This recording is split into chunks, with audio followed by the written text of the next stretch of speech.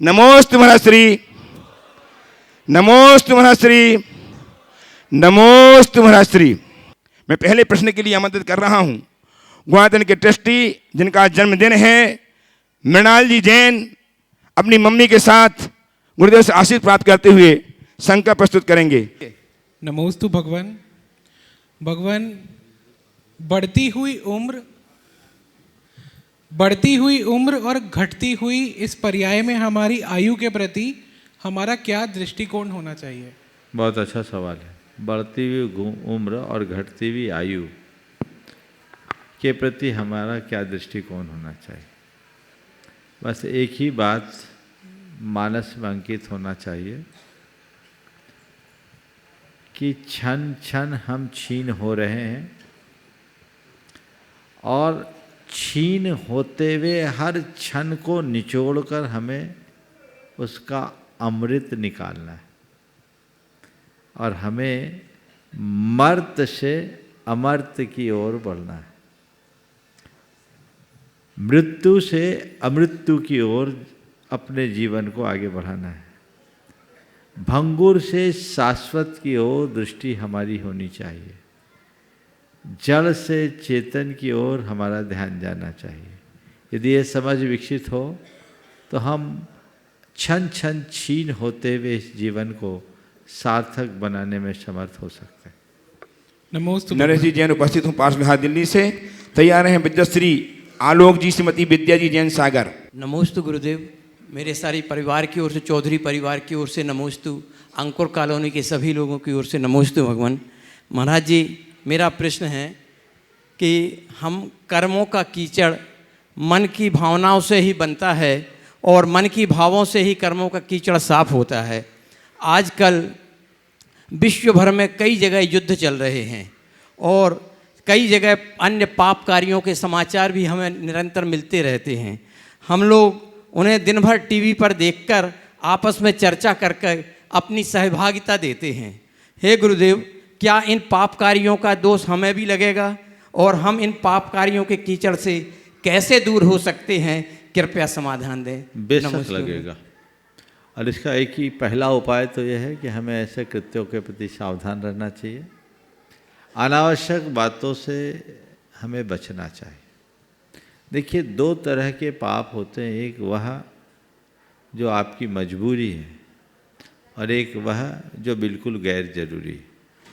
यदि कहीं कोई मजबूरी हो, उसमें जो रोज़मर्रा के जीवन के लिए आपको करनी पड़ती वो क्षम्य है, लेकिन जो गैर जरूरी है, जिसकी कोई उपयोगिता नहीं, जिसका कोई औचित्य नहीं, उससे तो बचा जा सकता है।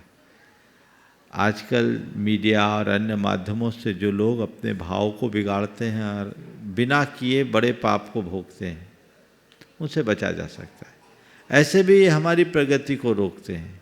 उनमें जो हमारा समय और शक्ति व्यर्थ होती है, उसका कोई लाभ नहीं मिलता।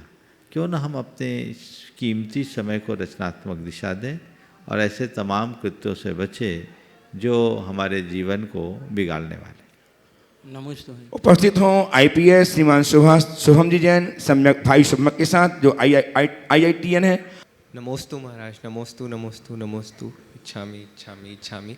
महाराज, कई बार हमारा बाहरी व्यवहार जो होता है वो स्थिति के अनुकूल होता है, औपचारिकताओं के अनुकूल होता है, परंतु हमारे जो अंतर के विचार हैं उनसे मेल नहीं खाता। जैसे एक उदाहरण यही हो गया कि कई बार मैं शायद अपने पिताजी से ही असहमत हूँ, लेकिन कभी बोलूँगा नहीं आदर के चलते, पर और भी औपचारिक स्थितियों में ये और होता है। तो क्या ये उचित है कि हम वही व्यवहार करते रहें जो अनुकूल है, और क्या ये सही उस मामले में किस तरीके से इससे जूझा जाए? पहले तो मैं चाहूँगा एक बार जोरदार करतल ध्वनि से शुभम भाई का अभिनंदन करें। ये 2022 बैच के IPS के रूप में सेलेक्ट हुए हैं और इस बार मेंस निकाल कर आए हैं, जो थर्ड अटैम्प्ट है। मैं उम्मीद करता हूँ अगली बार IAS बन कर के आएँ। हमारे समाज के संस्कार युक्त युवक युवती यदि प्रशासनिक क्षेत्र में आगे बढ़ते हैं तो निश्चित हमारे समाज का भविष्य संवरता है।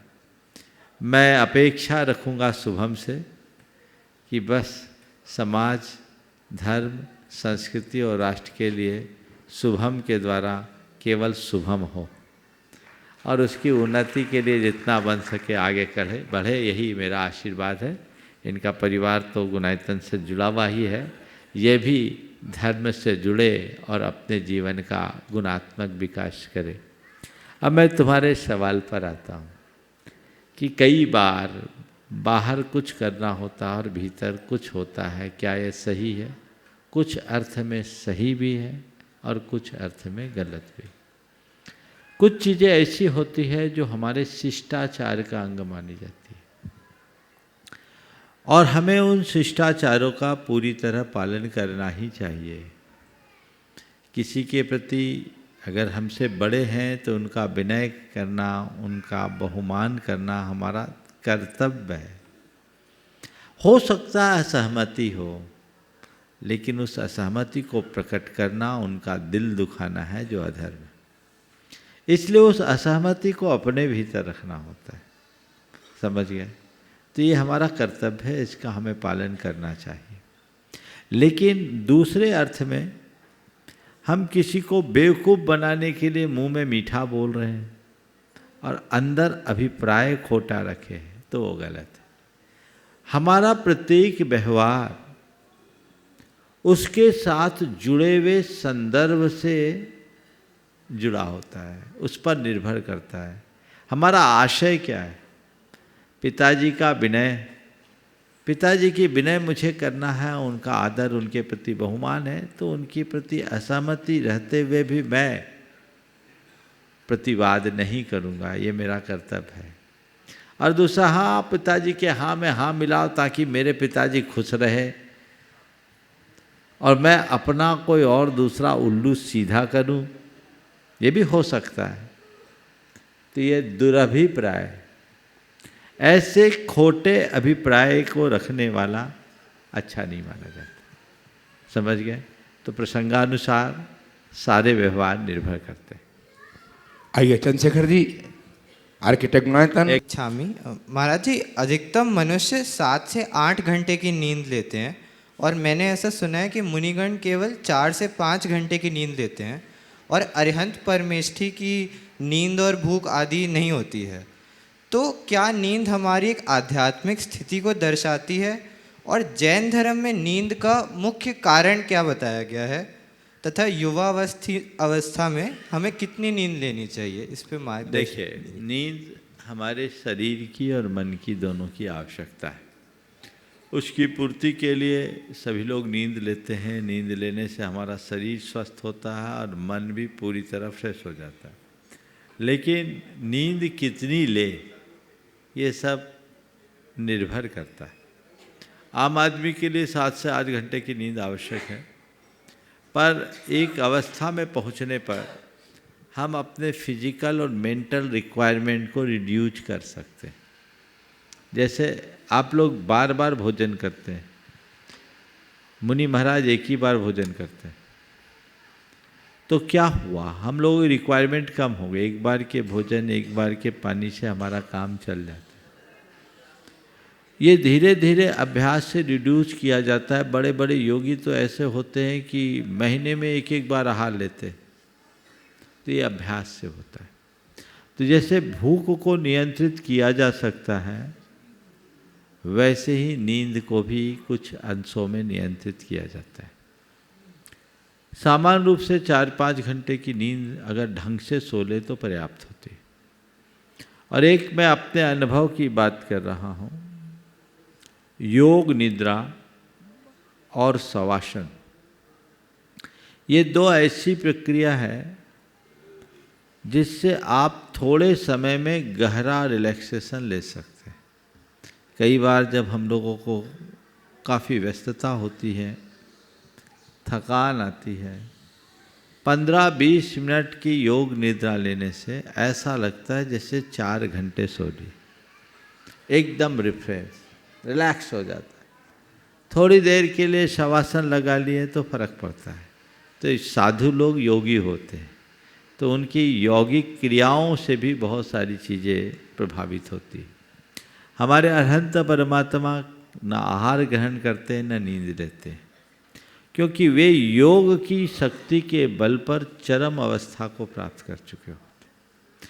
उनके सभी प्रकार की शारीरिक और अन्य भौतिक आवश्यकताएं बहुत अल्प होती है और वह उनके योग मात्र से पूरी हो जाती है, उन्हें अन्य की कोई आवश्यकता नहीं रहती।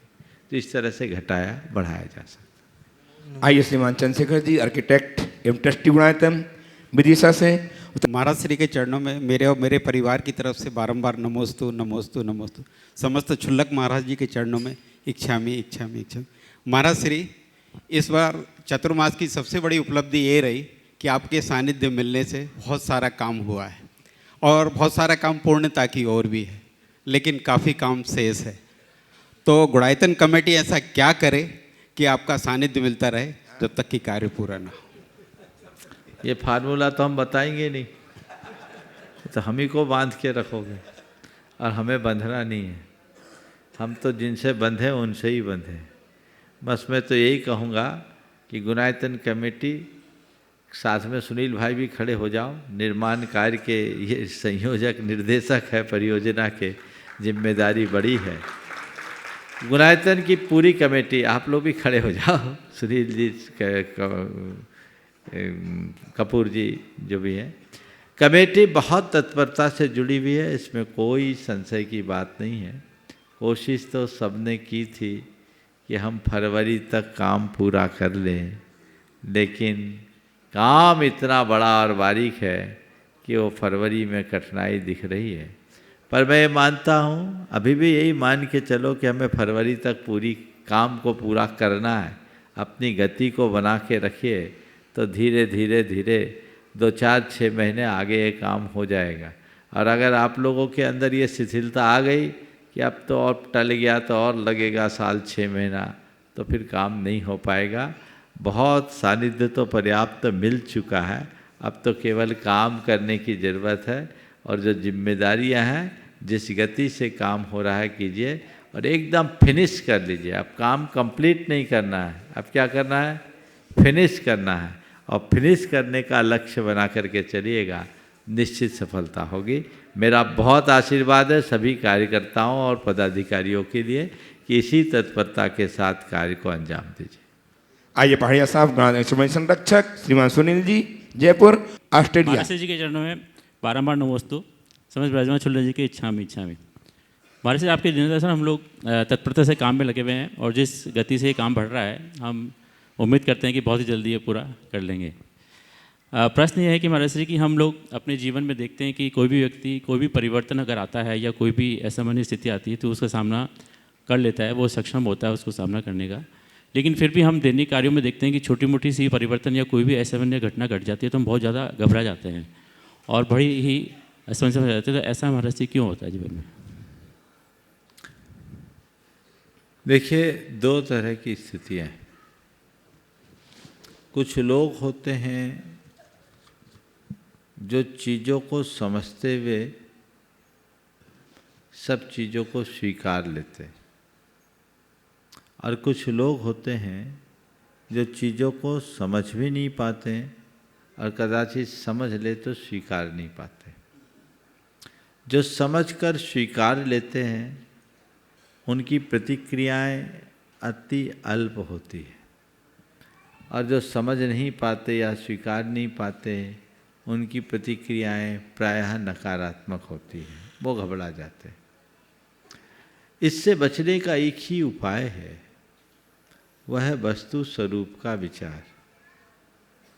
एक बात हर व्यक्ति को अपने दिल दिमाग में अंकित कर लेनी चाहिए, चीज़ें हमारे नियंत्रण में नहीं हैं। हम जो चाहे वह हो, ये हमारे हाथ में कतई नहीं है, पर जो कुछ हो रहा है उसे हम चाहें, ये हमारे हाथ में जरूर है। तो जिस पर हमारा जोर है हम उस पर ध्यान दें। जिस पर हमारा जोर ही नहीं चलता हम उसके पीछे परेशान क्यों? आपके शरीर में कितने परिवर्तन हुए बचपन से अब तक? काफ़ी हो गए। हाँ, काफ़ी हो गए। एक्सेप्ट किए कि नहीं? अरे कहाँ वो 25 साल की उम्र की एकदम छरहरी जवानी, वो होती तो बहुत अच्छी, क्यों ढल गई? ये प्रौढ़ावस्था क्यों, आगे वृद्धावस्था होगी। एक्सेप्ट क्यों कर रहे हो? अच्छा तो नहीं लगता? लगो सबको तो वो अपने यौवन का जो यौवन की खुमारी होती वो अच्छी लगती है सबको, लेकिन समय के साथ वो बीतती है, फिर हम स्वीकारते हैं क्योंकि हमने इसे निसर्ग के नियम के रूप में स्वीकार कर लिया है।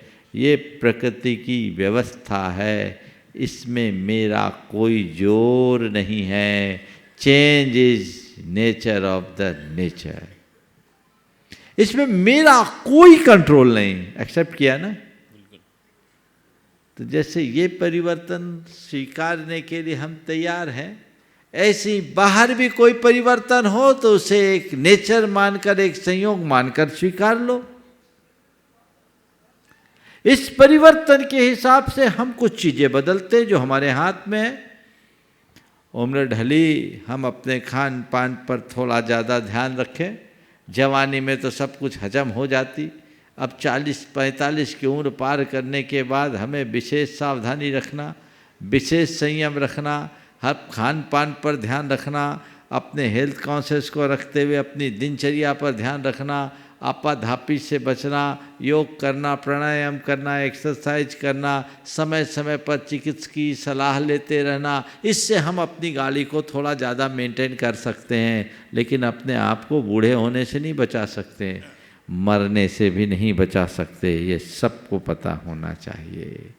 तो जीवन में जो कुछ घट रहा है उसकी क्षति मुझे कम से कम हो, ये मेरे हाथ में है, ये मैं कर सकता हूं। पर कुछ अघट घटे नहीं, ये किसी के हाथ में नहीं है, तीर्थंकरों के हाथ में भी नहीं है। जो इस सत्य को स्वीकार लेता है वो कभी विचलित नहीं होता, और जिसे इस सत्य की समझ नहीं होती वो कभी स्थिर नहीं होता। आइए संरक्षक श्रीमान मनीष जी, स्वप्निल जी जैन, महिका मौली के साथ सिडनी ऑस्ट्रेलिया से, और साथ में इनके ससुर साहब श्रीमान डॉक्टर सुभाष जी जखेरिया, किरण जी जखेरिया। नमोस्तु आचार्य, नमोस्तु महाराज, नमोस्तु महाराज। सभी क्षुल्लक संघ के लिए मेरा क्षामी महाराज। सिडनी में विडंबना है कि हमारी समाज में कई मतांतर हैं और कई प्रकार की क्रियाएं आगम अनुसार नहीं होती हैं। तो मेरा 2 सवाल हैं। एक तो साधर्मिक किसको कहें, दूसरा सवाल उन मिथ्यात्वपूर्ण क्रियाओं की अनुमोदना किस हद तक करें। पहले तो मैं चाहूँगा एक बार जोरदार करतल ध्वनि से मनीष भाई का और पूरे परिवार का अभिनंदन करें। ये 7 समुंदर पार रहते हुए भी पूरे संस्कारों से भरे हुए हैं। सिडनी में रहने के बाद भी यदि सम्यक्त और मिथ्यात्व की समझ है तो मैं समझता हूँ इससे अच्छी बात और कोई नहीं होगी। और नियमित वहाँ प्रवचन आदि सुनते रहते हैं, और यहाँ आए अपने ससुर जी के साथ, मन बना कर आए कि जो मेरे ससुर जी हैं वही काम मुझे करना है। आज एक बार इनका अभिनंदन कीजिए, क्योंकि इन्होंने शिरोमणि संरक्षक के रूप में जुड़कर अपनी पीढ़ियों को जोड़ रखा है। एक बार पुनः अभिनंदन करें। इनके ससुर साहब डॉक्टर सुभाष जी जकेरिया तो शिरोमणि थे ही। आज ये पहला संयोग है डॉक्टर साहब, इतने शिरोमणि, खड़े हो जाओ एक बार। ये पहला संयोग है कि ससुर और जवाई दोनों शिरोमणि बने, पहला है। बहुत बने भाई भाई बने हैं, लेकिन बाप बेटा नहीं बने और ससुर जमाई नहीं बने। ये पहली मिसाल है, बहुत अच्छी है, अनुकरणीय है कि हम साधर्मी किसे माने और मिथ्यात्व पोषक क्रियाओं का समर्थन हम किस हद तक करें। देखिए, साधर्मी वो है जो जिन मत का श्रद्धानी, जिन मत के अनुरूप चलने वाला, जिन मत का श्रद्धानी होने वाला, या अपने आप को जिन मत का अनुयायी मानने वाला हर कोई साधर्मी है, भले वो नाम का भी क्यों ना हो। उसे हमें साधर्मी की तरह देखना चाहिए। और आप जैसे जिस क्षेत्र में रह रहे हैं वहाँ तो सब, मैं तो कहता हूँ साधर्मी का भाव तो हो ही, भारतीय का भाव भी होना चाहिए। वो भी तुम्हारा एक प्रकार का साधर्मी ऐसा समझकर चलना चाहिए, ताकि हम अपने सांस्कृतिक प्रवाह को आगे बढ़ा सकें। जहाँ तक सम्यक्त और मिथ्यात्व का सवाल है, मिथ्यात्व पोषक क्रियाओं का हमें रंच मात्र भी समर्थन नहीं करना चाहिए। बाह्य लोकाचार में कोई करे, हम उसमें सहभागी न बने, भले हम उनका विरोध न करें। और मैं यही कहूँगा, न तो विरोध करो न समर्थन करो, उनके प्रति तटस्थ बनकर। और दे दो। नमोस्तु महाराज, नमोस्तु नमोस्तु नमोस्तु। जब हम मंदिर में जाते हैं और हम निसही निसही निसही बोलते हैं, तब भी कभी कभी बाहर के भाव आ जाते हैं, उसको कैसे ठीक कर जाते हैं? देखो, बहुत सुंदर। ये निसही निसही निसही क्यों बोला जाता है पता है? बताओ। जैसे बाहर के भाव छूट जाए और मंदिर, तो ये छूट जाए, चूँकि वो संस्कार में है, हमारे अंदर की नेगेटिविटी हमारे भीतर भरी हुई है। तो मेरे भीतर की नेगेटिविटी निकले निकले निकले, निस्सही निस्सही निस्सही का अर्थ ये निकले निकले निकले, निकल जाए निकल जाए निकल जाए। क्या निकल जाए? हमारी नेगेटिविटी निकल जाए। और उसके बाद भी आने लगे तो मन को झटको, अरे अभी तो हम भगवान के पास आए, बाकी बात बाद में करेंगे, अभी हमें भगवान के दर्शन करो। उसके प्रति अवेयरनेस होना चाहिए। और फिर जब भगवान की पूजा, दर्शन, वंदना, प्रार्थना करके बाहर निकलो, तो जिसका बहुत कम लोग शायद जानते ही नहीं होंगे, प्रयोग भी नहीं करते होंगे, बाहर निकलते समय क्या बोलना चाहिए पता है? असही असही असही। आप लोग बोलते हो? जाते समय निस्सही बोलने वाले तो प्रायः सब हैं, पर असही का प्रयोग बहुत थोड़े लोग करते हैं। असही का मतलब यही है कि यहाँ की सारी पॉजिटिविटी मेरे भीतर आ जाए, ये भावना लेके जाना चाहिए। डॉक्टर साहब, आप लेंगे? डॉक्टर सुभाष जी जखेरिया साहब, किरण जी जखेरिया, भोपाल। नमस्ते महाराज जी। जब श्रावक सामायिक करते हैं तो भावना एक पहली शुरू होती है, सत्येषु मैत्रिम गुणसु प्रमोदम क्लिष्टेषु जीवेषु कृपा परत्तम माध्यस्थ भाव तथा विपरीत सदा ममात्मा विधातु देव। तो इस भावना को भाने के बाद ही फिर सामायिक की जाती है, क्यों इस भावना हो जाना चाहिए, तभी सम हो पाएंगे। ऐसा तो, है, दोनों चीज़ें हैं। अच्छा, आप अपनी बात कीजिए। हाँ, तो मेरा प्रश्न ये है इसी संदर्भ में कि भावना योग के पहले कैसी भावना करना चाहिए? बहुत अच्छा। देखिए, सामायिक पाठ, ये जो आपने बोला द्वात्रिंशति का भावना है, ये सामायिक पाठ है जो सामायिक के पूर्व भी बोली जा सकती है, सामायिक के बाद भी। इससे हमारी सामायिक में स्थिरता आती है। आपने पूछा भावना योग में हमें पहले क्या करना चाहिए?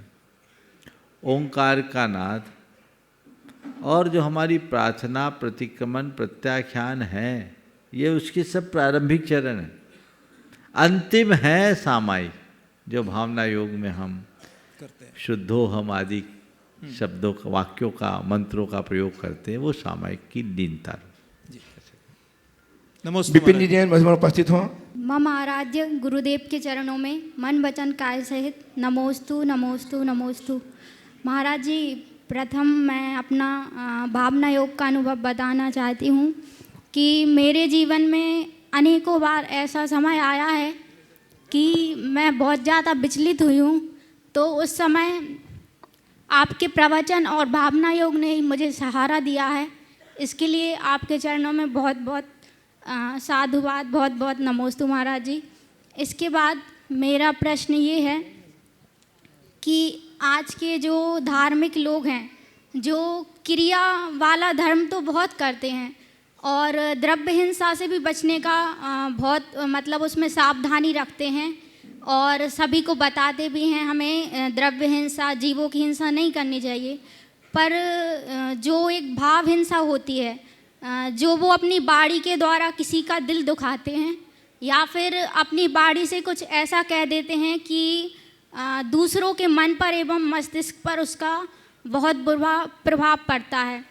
और जो पुरानी जनरेशन है वो उनका उद्देश्य तो सही रहता है, हमें मतलब हमारा वो भला ही चाहते हैं, पर उनकी वाणी जो होती है वो कभी कभी मतलब एकदम इतना ज़्यादा सच बोल देते हैं कि वो हमारी जनरेशन को उनके शब्द मतलब हम उनको गलत तरीके से ले लेते हैं, और उनका जो उद्देश्य होता है, उनका जो सही उद्देश्य होता है और उनके जो शब्द सही नहीं होते हैं, तो वो जो बात हमको समझाना चाहते हैं वो बात हम तक सही रूप में नहीं आ पाती है।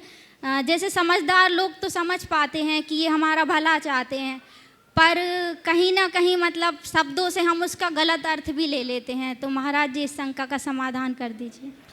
देखिए, बहुत अच्छा सवाल आपने किया।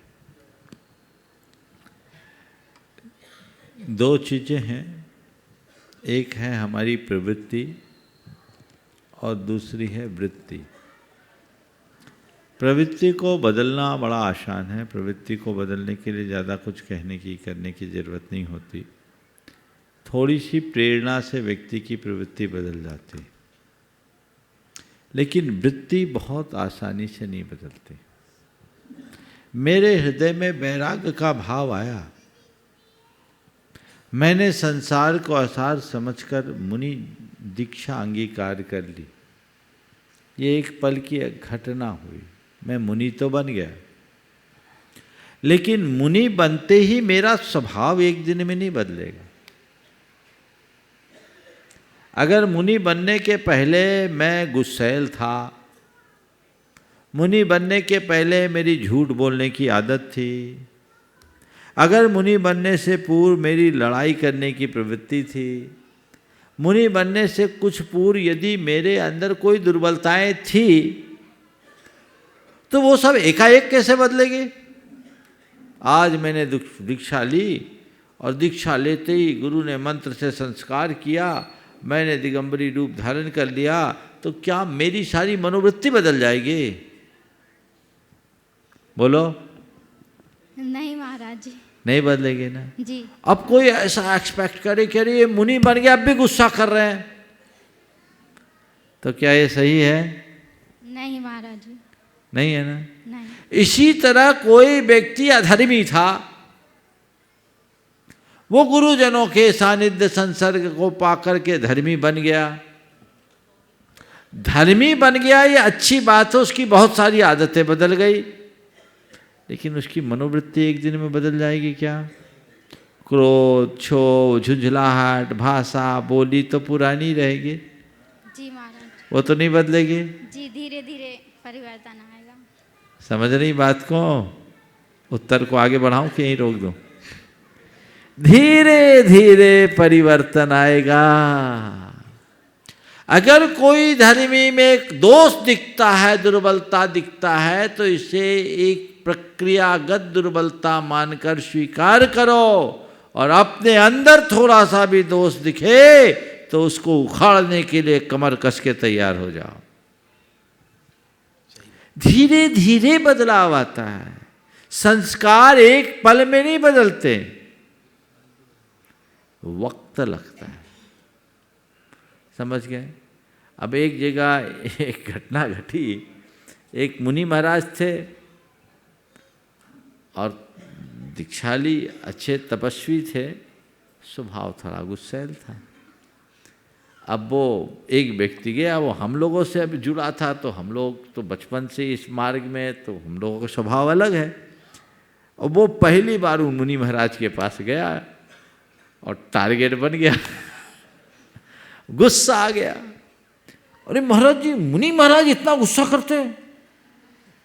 मैं तो कुछ और सोच के गया था, हमने तो आप लोगों को मुनि महाराज की तरह देखा और वो महाराज जी बहुत गुस्सैल है। हमने कहा ध्यान रखना, मुनि महाराज गुस्सैल नहीं होते, गुस्सैल आदमी मुनि बन सकता है। क्या बोल रहा हूं?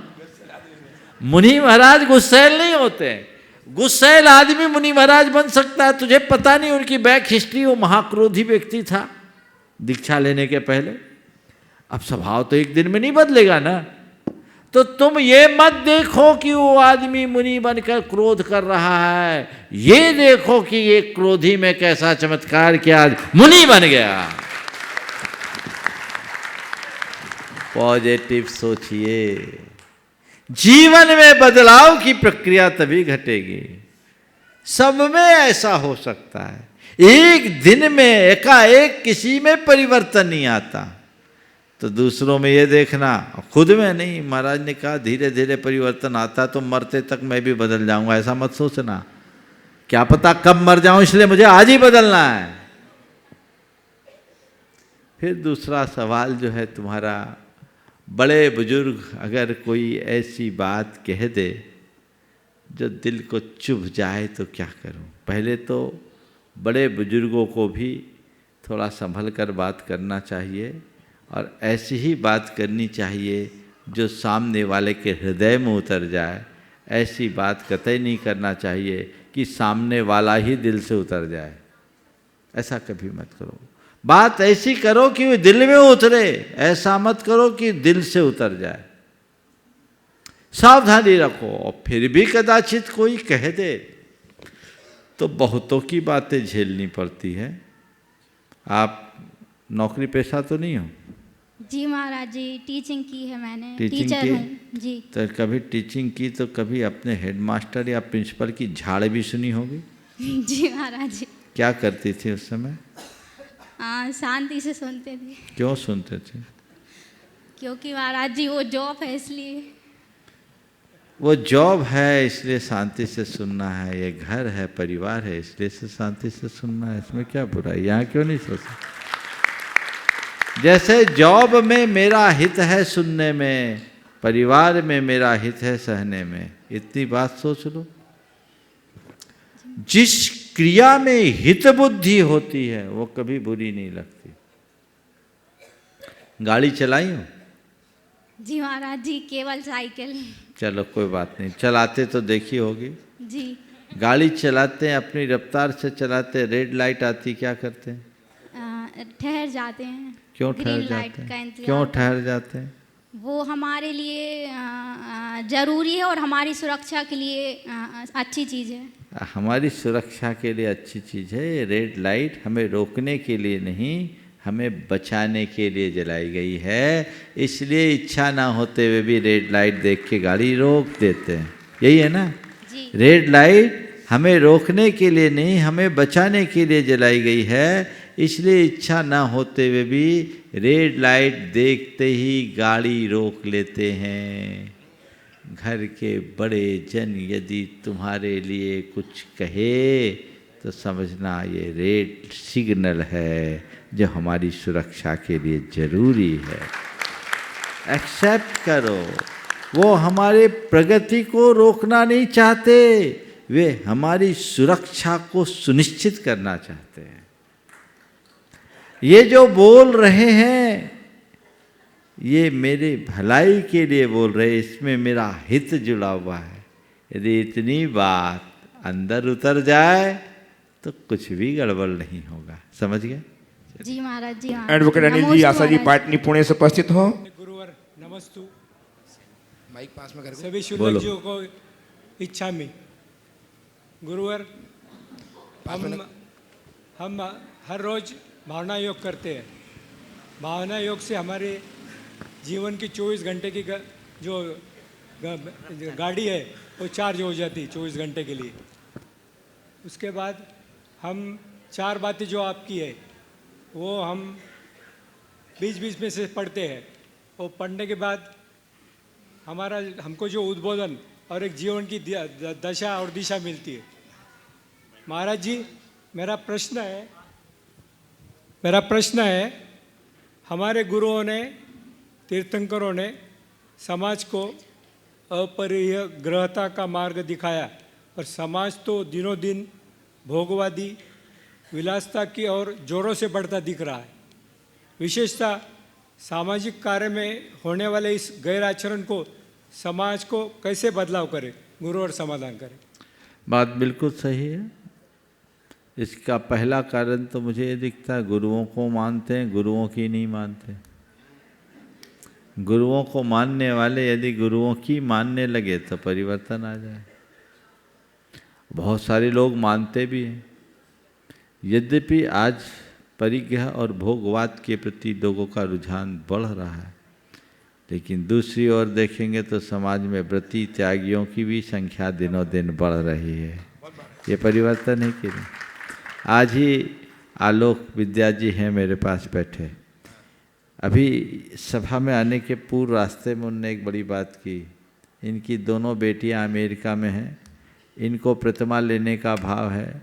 इनकी बेटियां कहती है कि हम लोग आप प्रतिमा ले लेंगे तो आप अमेरिका नहीं आ पाओगे, हम लोगों का क्या होगा। तो अभी मुझसे ये चर्चा कर रहे थे, महाराज हम तो सोच रहे हैं आप प्रतिमा दे दो, अब जाएंगे नहीं, बहुत चले गए, जो जाना था सो कर लिए। ये परिवर्तन है ना, ये अभी की बात है। खड़े हो जाओ थोड़ा सामने, एक बार जोरदार अभिनंदन कर दो इनका। तो ये क्या है? ये परिवर्तन उनमें होता है जो गुरुओं को नहीं, गुरुओं की मानते, और की मानने वाले लोग कम हैं, को मानने वालों का बाहुल्य है।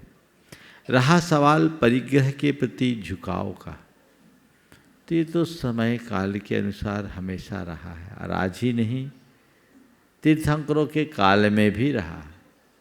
बड़े बड़े नागर सेठ और चक्रवर्ती क्या परिग्रह के लालसा से रहित थे? परिग्रह का होना तब तक खतरनाक नहीं है जब तक कि उसकी प्रगाढ़ आसक्ति न हो। समझ गए? धन का संग्रह हो, उसे परिग्रह न बनने दें। यदि कोई धन संग्रह कर धनाढ्य बनता है और धन संपन्नता के साथ लोकोपकार आदि के कार्यों में अपने धन का सद्व्यय करता है, तो परिग्रह न होकर संग्रह बन जाता है। समझ गए? और उस संग्रह से वह सपर का अनुग्रह भी कर सकता है। इसलिए दोनों चीज़ें देखिए, परिग्रह कितना भी बढ़े पर उसे आप अपने संसार का अवरोधक मान करके चलिए, तब जीवन आगे बढ़ पाए। उपस्थित हों गुणायतन के ट्रस्टी संजीव जी, संगीता जी, अलंकार ट्रस्टी गुणायतन के साथ श्रीमती सपना जी, योगेश जैन। गुरुदेव के चरणों में त्रिवार नमस्तु। जिनको बोला है उनको ही, चलो बोलो, जल्दी बोल दो। हाँ गुरुदेव, कल आपने बोला था कि जैसे गुणायतन बना है वैसा दक्षिण में भी ऐसा कुछ काम होना चाहिए। तो मेरे ये भावना है कि हमारे गुरुदेव, हमारा धर्म बहुत महान है, हमारे गुरुदेव बहुत महान है, केशलोच करते हैं, आहार विहार करते हैं, सब बहुत बहुत तप करते हैं। अन्य धर्मियों को कुछ मालूम नहीं होता है कि इनके गुरु कैसे हैं, अजैन लोगों को मालूम नहीं होता है। और हमारे जैसे शिरडी में, एलोरा में बहुत से लोग, मतलब अजैन लोग, फॉरेन के लोग बहुत आते हैं। तो वहाँ ऐसा एक मंदिर जैसा गुणायतन जैसा। आपका प्रस्ताव बहुत उत्तम है, भावना भाइये और प्रतीक्षा कीजिए कोई का मन ऐसा बने और ऐसा योग बने। आशीर्वाद। बड़ी सपना जी, योग। महाराज श्री, प्रार्थनाओं का और बद्दुआओं का असर होता है क्या? यदि होता है तो जैसे हम अपने बच्चों के लिए कुछ शुभकामनाएं या प्रार्थनाएं करते हैं, तो किस तरह से करें कि उनका असर उन तक पहुँचे? देखिए, प्रार्थना या बद्दुआ असर होता भी है और नहीं भी होता। असर तभी तक होता है और उसी पर होता है जो उसको मानते हैं, जो न माने उसको कुछ नहीं मिलता। आज हम लोगों के पास आप लोग आशीर्वाद लेने आते हो, मुझसे एक बार पूछा कि आशीर्वाद का असर होता है? हम बोले लेने वाले पर निर्भर है, देने वाले पर नहीं। आशीर्वाद का असर होगा अगर तुम्हारे अंदर स्वीकार भाव होगा, और आशीर्वाद का कोई असर नहीं होगा यदि तुम्हारे अंदर श्रद्धा का स्वीकार भाव नहीं है। तो हमारी आशीर्वाद से बड़ी ताकत तुम्हारी श्रद्धा में है। श्रद्धा प्रगाढ़ होगी, आशीर्वाद तब फलेगा। तो जैसे आशीर्वाद का असर भी तभी तक पड़ता है जब आपके अंदर स्वीकार भाव है, तो बद्दुआएं भी तभी असर करती है जब तुम्हारे अंदर स्वीकार हो। कोई मुझे बद्दुआ दे रहा है, ये क्यों फील करते हो? देने दो उसको बद्दुआ, आग उसके अंदर लगी, मेरा क्या बिगड़ रहा है? अरे वो मेरे लिए बद्दुआ दे रहा है, वो मुझसे बहुत जलता, वो मेरा विनाश करेगा, ऐसा सोच सोच करके आप अपने प्रति नकारात्मकता विकसित कर रही हैं और उससे उसका नहीं तो आपका तो अपने आप अहित होगा। इसलिए कोई कितनी भी बद्दुआ दे, अटल श्रद्धान रखो, जो मेरे कर्म का उदय होगा वही सब कुछ होगा, कर्मोदय से बाहर किसी का कुछ नहीं है। ऐसा प्रगाढ़ श्रद्धान यदि मानस में अंकित हो जाए तो कुछ नहीं होगा।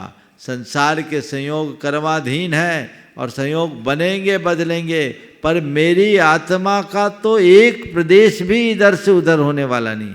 ऐसा श्रद्धान बना लो, क्या बद्दुआ काम करेगी। इन सब चीज़ों में लोग पढ़ते हैं और अंधविश्वासों के शिकार हो जाते हैं। ऐसा बिल्कुल मत बनना, आत्मविश्वासी बनिए, अंधविश्वासी नहीं। कमलेश जी बंडो उपस्थित हैं जल्दी से। महाराज श्री नमोस्तु नमोस्तु नमोस्तु।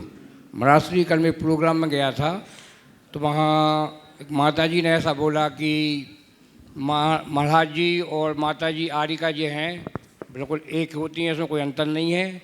और कुछ महाराज जी लोग ऐसा कह के कि मतलब आरिकाएँ हल्की कम होती हैं और भड़का की जनता को अब उनका समर्थन खराब करते हैं। देखो पता नहीं किन्ने क्या बोला, पर सारी दुनिया जानती मुनि महाराज है, आरिका आरिका है। आरिका और मुनि की कोई समानता नहीं है। आरिका आरिका है, वो मुनि नहीं है। 28 मूल वो पालते, 28 मूल हम पालते हैं। सुनो तो जो बोल रहा हूँ, ये सब चीज़ें कहने की नहीं है। आरिका आरिका है, मुनि मुनि है। पंच परमेष्ठी में मुनियों का स्थान है, आरिकाओं का नहीं। चाहे आरिका कितनी भी बड़ी तपस्वी होगी, वो आरिका ही होगी। उसे उपचार से महाव्रती कहा है, उनका पंचम गुणस्थान ही होगा। मुनि छठे सातवें गुणस्थान में जाएंगे। अगर आरिका और मुनि समान है तो फिर आरिकाओं को केवल ज्ञान भी करवा दो ना भाई। 5वें में क्यों रखा, 14वें तक पहुंचा दो, सिद्धालय पहुंचा दो। ये सब अतिरेक है। अपने अपने पद के अनुरूप सबका गौरव और सम्मान अलग बात है, लेकिन इस बात की आड़ में आरिकाओं को मुनि के समान निरूपित करना आगम का अपलाप है। ऐसी बातों को हमें नज़रअंदाज करना चाहिए, न ऐसी बातें सुनना चाहिए, न उससे प्रभावित होना चाहिए। ये बात आगम के अनुकूल कतई नहीं है, व्यवस्था भी नहीं है। जो जिसकी भूमिका है उसकी संपूर्ण व्यवस्था उसी अनुरूप होती है और हमें उसे उसी अनुरूप समझ करके चलना चाहिए ताकि मार्ग प्रशस्त हो। महाराज जी के चरणों में बार बार नमोस्तु, सभी क्षुल्लक जी के चरणों में बार बार इच्छामी। महाराज श्री बहुत बार अपनी रोज़मर्रा की ज़िंदगी में ऐसे होता है कि हम किन्हीं लोगों को मिलते हैं जो गृहस्थ आश्रम में भी बड़े बड़े संयम पालते हैं। उनको देखने के बाद, सुनने के बाद मन में उनके लिए तो बहुत अहोभाव होता है, लेकिन खुद के लिए बहुत दुख होता है कि हमारी ऐसी विशुद्धि नहीं है कि हम वो संयम अभी नहीं पाल सकते। अगर हम ले भी लें देख हम देख, और क्या उसका रीज़न ये है कि हमारी होनहार अच्छी नहीं है, क्योंकि वो तो बात ऐसी है, ये तुम्हारे होनहार की कमी नहीं, ये तुम्हारे पुरुषार्थ की दुर्बलता है। ऐसे लोगों को देखकर ये मत सोचो कि ये कर रहे हैं हम क्यों नहीं कर पा रहे। जब ये कर सकते तो हम क्यों नहीं कर सकते। ये मेरे आदर्श है, उनको अपना रोल मॉडल बनाओ, वो फॉलो करो कि नहीं मुझे करना है।